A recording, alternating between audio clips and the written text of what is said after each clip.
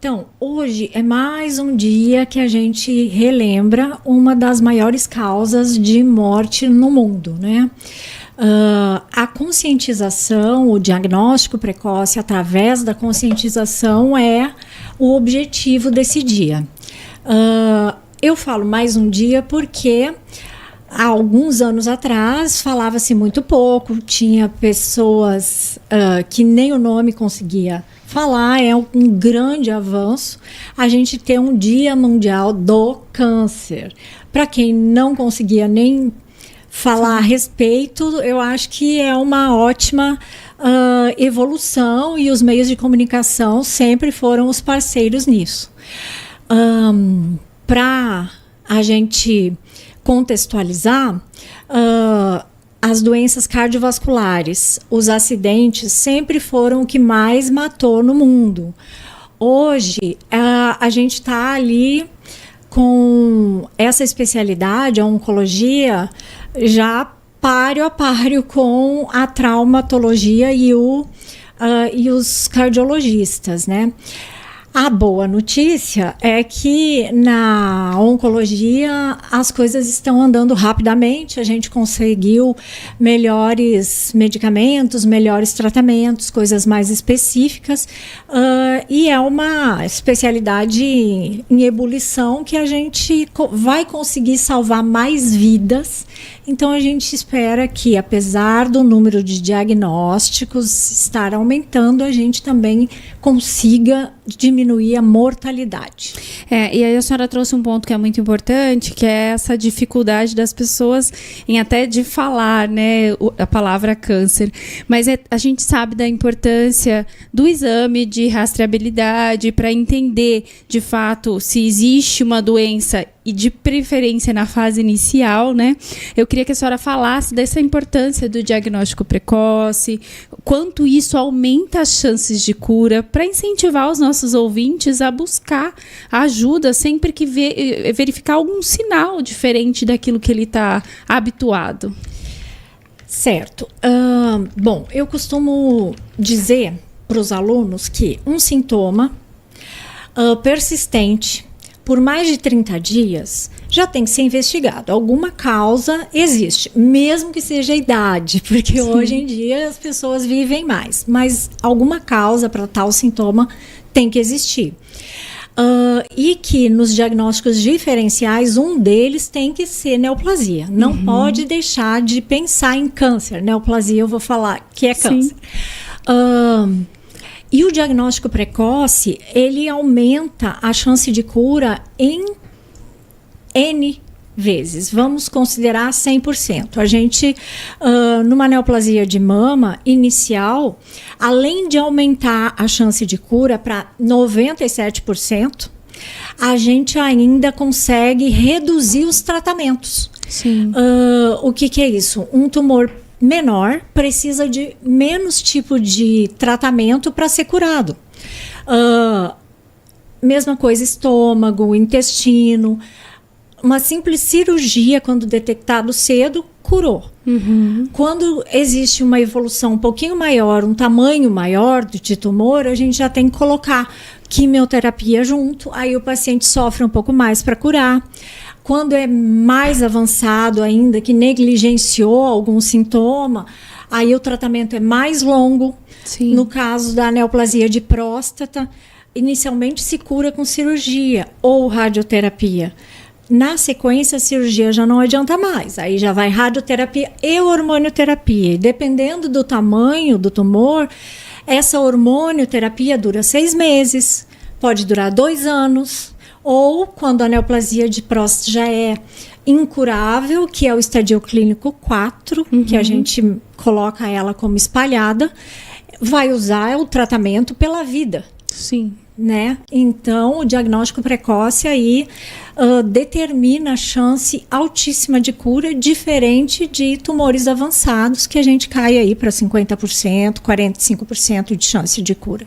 Com relação à informação, buscar a informação correta, as pessoas ainda hoje elas acabam se informando mal, tem um caminho mais... O mais correto, imagino que seja procurar o médico, né? Não procurar ali um chat GPT da vida, um YouTube, alguma coisa, né?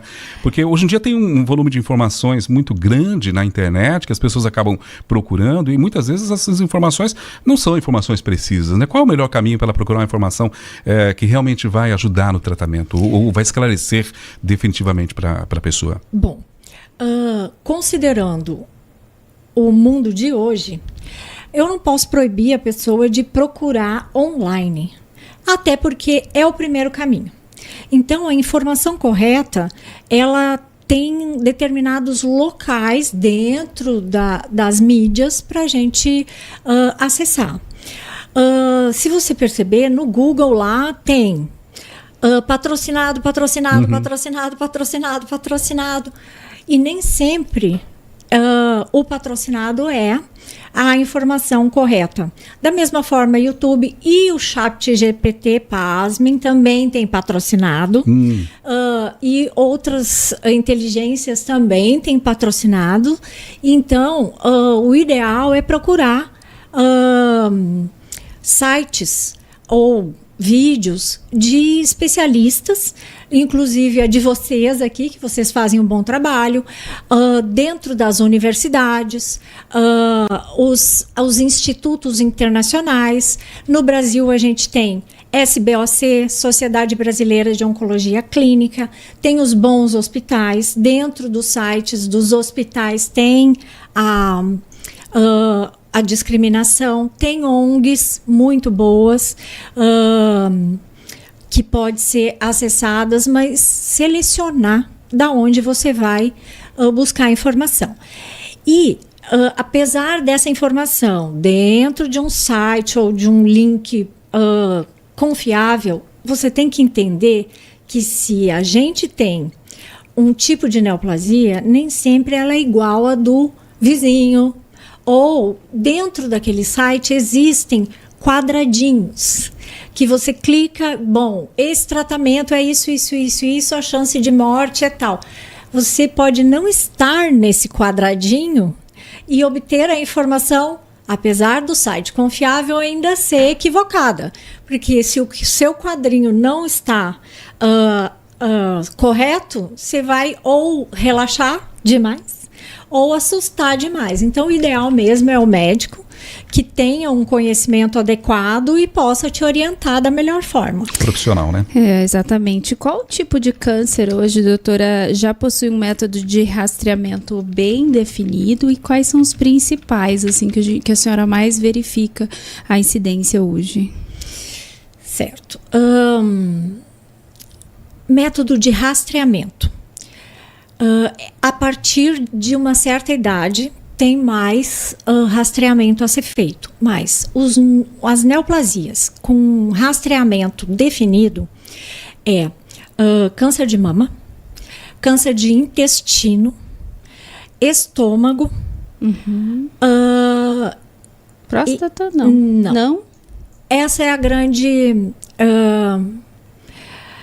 dificuldade de entender o que é o rastreamento. O rastreamento é aquele exame que deve ser feito para todo mundo, como colonoscopia e endoscopia, que se faz para homem e mulher a partir dos 45 anos, que isso sim previne o câncer de intestino. Protocolar, né? Um previne. Protocolo. A mesma coisa, a mama, né?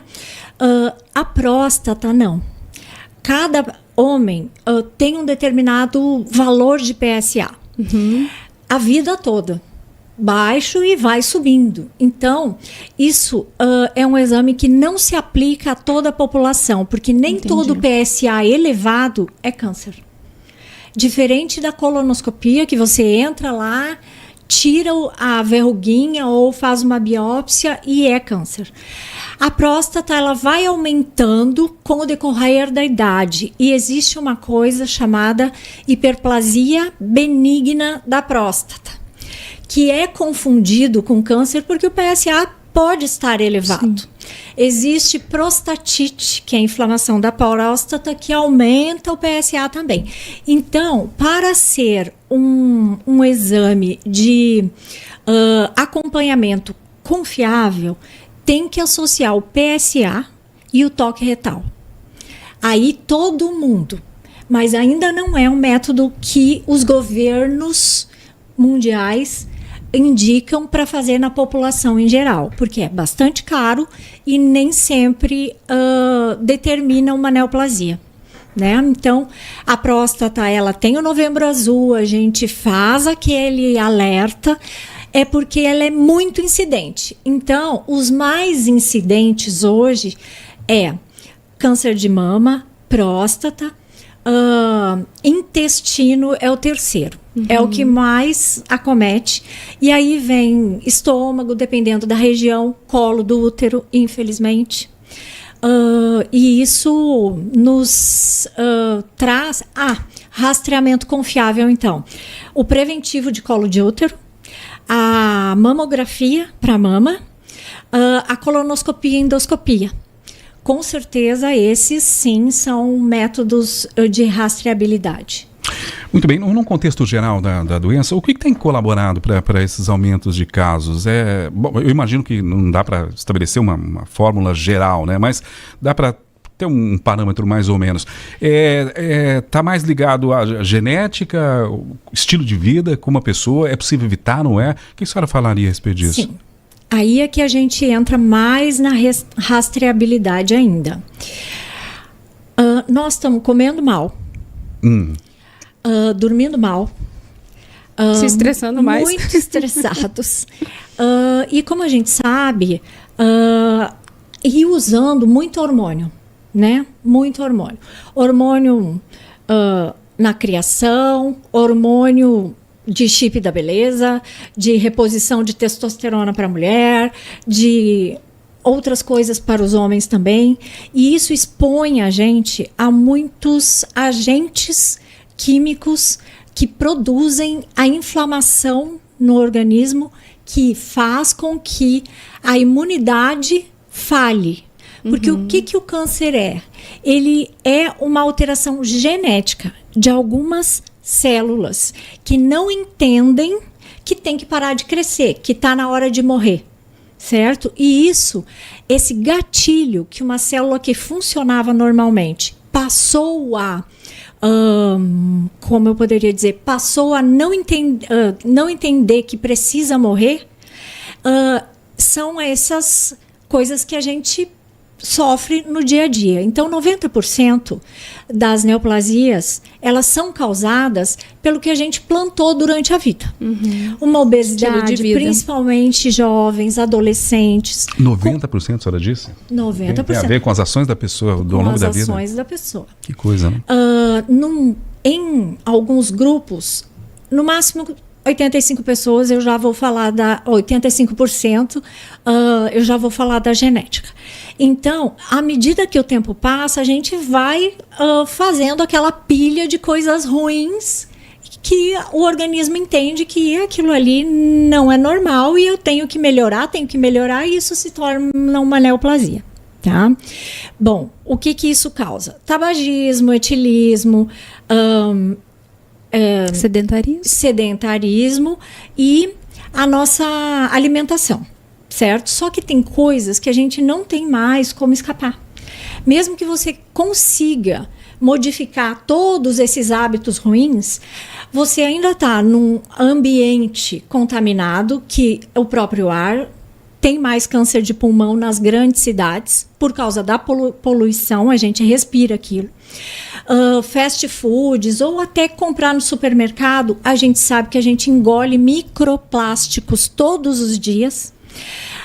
Crianças ao nascer que não tinha nada, já se constatou que ao beber o leite materno conseguiu adquirir microplástico, encontrou-se microplástico no leite materno.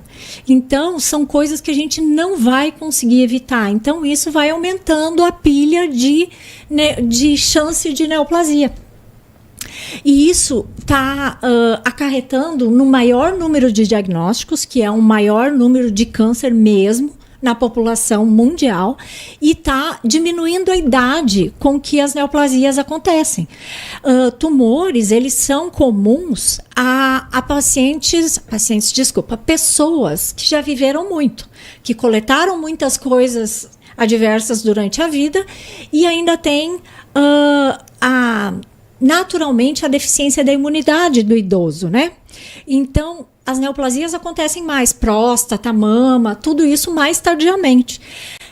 Mas com esse monte de agentes externos, esse gatilho tem acontecido antes. Então, você vê mais pessoas de 40 anos, mais câncer de mama aos 35, mais pessoas jovens mesmo, fora do contexto. Nossa, mas que barbaridade. Sim, a gente está exposto desde o momento que nasce. Mas eu vou fazer um parênteses aqui, fazer aqui o advogado do diabo aqui, né?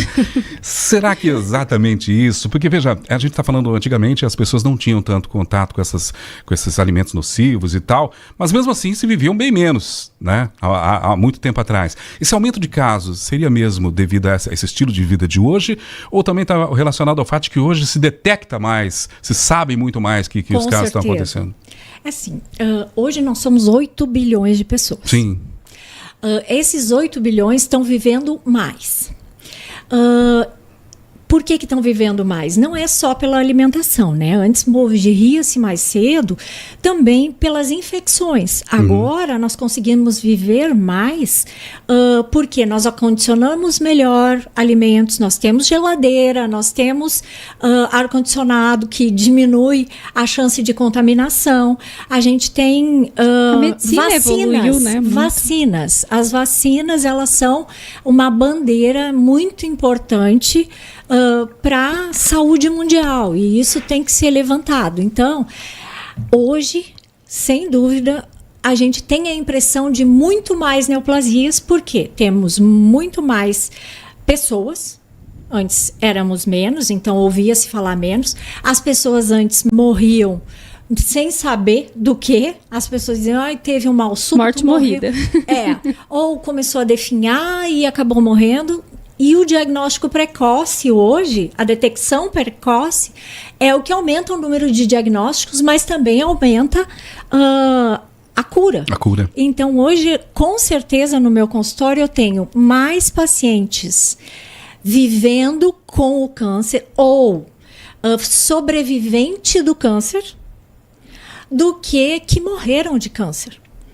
No ano, eu posso, assim, graças a Deus, na bolha onde a gente trabalha hoje, ali na clínica, a gente tem menos pacientes morrendo do que pacientes que curaram durante um ano. Então, a gente vai tendo aqueles sobreviventes de câncer por 50 anos. E isso é maravilhoso, é o que a gente quer, que não se morra disso.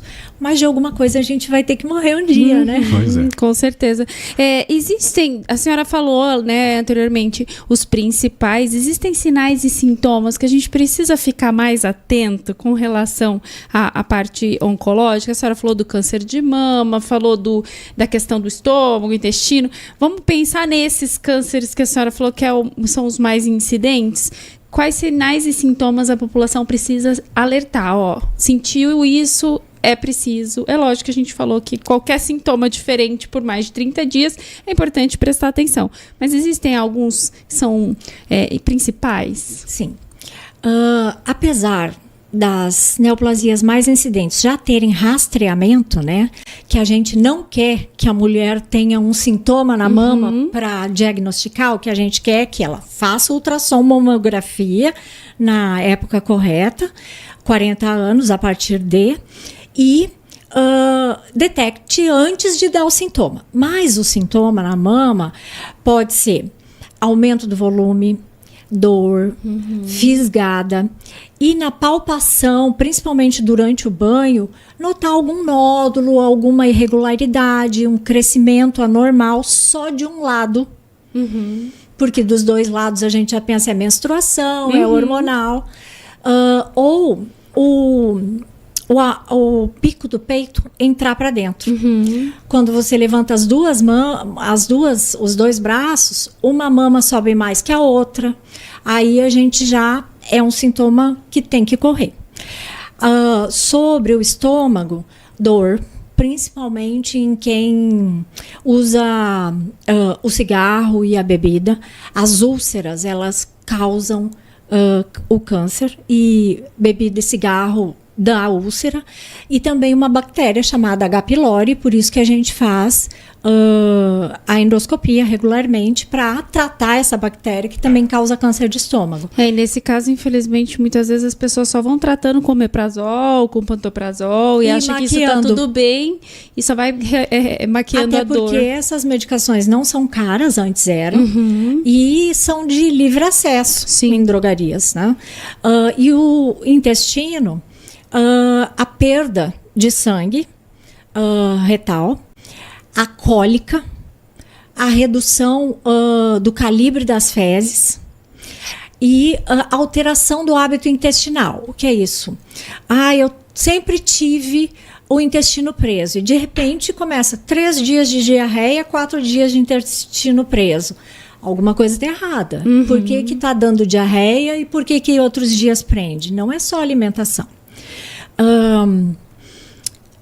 Eu acho que é isso a pergunta. Perfeito. Doutora, quero agradecer pela entrevista, a senhora é muito gentil. Quero agradecer pela entrevista, acho que ajudou muito aí as pessoas que estão acompanhando a gente. Eu presumo que as pessoas tenham ainda muitas outras dúvidas.